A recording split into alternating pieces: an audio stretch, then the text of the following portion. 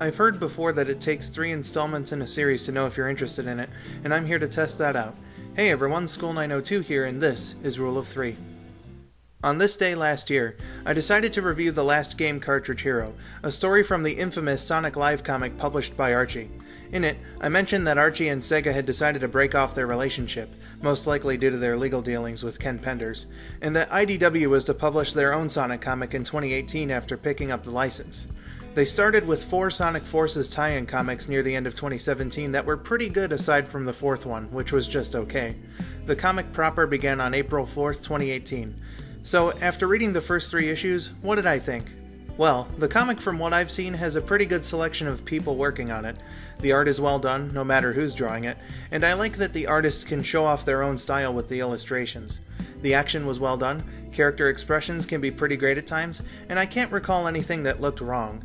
I'm not going to get into too much detail about the characters from the games, because they're all true to the source material except for maybe Sonic being slightly more rude, and if you want to see why I like the ones that have been featured in the comic so far, you can watch my top 10 Sonic characters video. Rough and Tumble are the only original characters that have shown up through 3 issues, and they're just about as well done as you'd hope some bumbling troublemakers could be. They're no Bulk and Skull, but it takes a lot to get up to their level.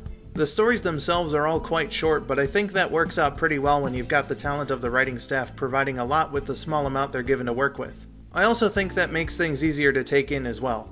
I saw a lot of comments about how they treated Amy after issue 2 came out, but personally, considering what we got in the small amount of her in Lost World and Forces, I didn't really think there was much to improve. That being said, I do think it's pretty cool that they gave her some time to team up with Sonic for a fight. You wouldn't usually see those two working together unless all the other characters were a part of the action as well. What I was super impressed by and thankful for was that they restored Tails to the way he should be, doing away with his scaredy demeanor in Forces and making him the smart, cheerful kid he is.